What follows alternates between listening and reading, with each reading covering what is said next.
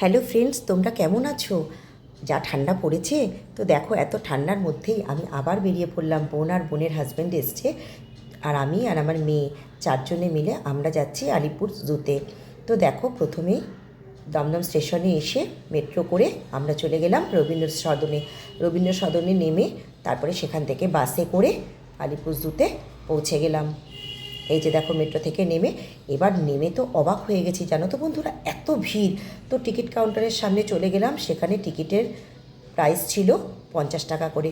তো আমরা টিকিট কেটে, এই যে দেখো টিকিট কেটে আমরা আস্তে আস্তে চলে গেলাম চিড়িয়াখানার ভিতরে।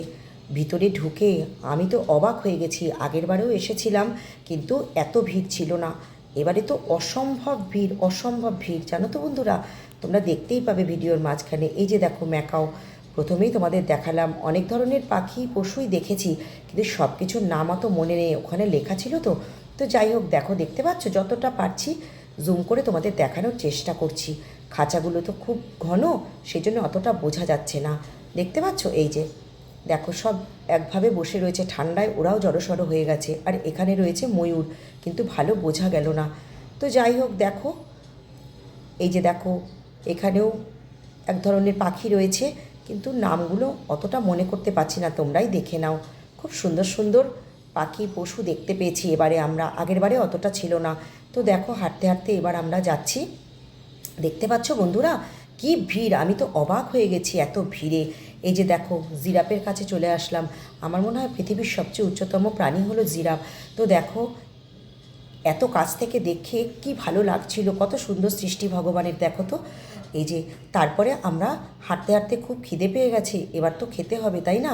তো আমরা জায়গা খুঁজছি কোথায় বসা যায় একটু, কিন্তু কোথাও ফাঁকা জায়গা পাচ্ছি না জানো তো বন্ধুরা। তো এই যে দেখো এখানে আরেক ধরনের পাখি আছে, তো সেগুলো সব দেখছিলাম। এই যে এখানে চলে আসলাম, ময়ূর পেখম মেলে রয়েছে, অনেকক্ষণ পেখম মেলে ছিল, দেখো কি সুন্দর নাচছে পেখম মেলে। অনেকক্ষণ দাঁড়িয়েছিলাম আমরা, দেখছিলাম। দেখতে পাচ্ছ কি সুন্দর লাগছে। তারপরে খুব খিদে পেয়েছে বন্ধুরা, এবারে আমাদের খেতে বসতেই হবে। তারপরে একটা ছোট্ট ফাঁকা জায়গা পেয়ে বিছানা চাদর পেতে বসলাম। দেখো বাড়ি থেকে রান্না করে নিয়ে গেছি আলুর কষা আর লুচি, সাথে ছিল জয়নগরের মোয়া আর ছানার জিলিপি, সাথে ছিল কমলালেবু। দেখো বসে বসে খেয়ে আমরা খুব আনন্দ পেলাম।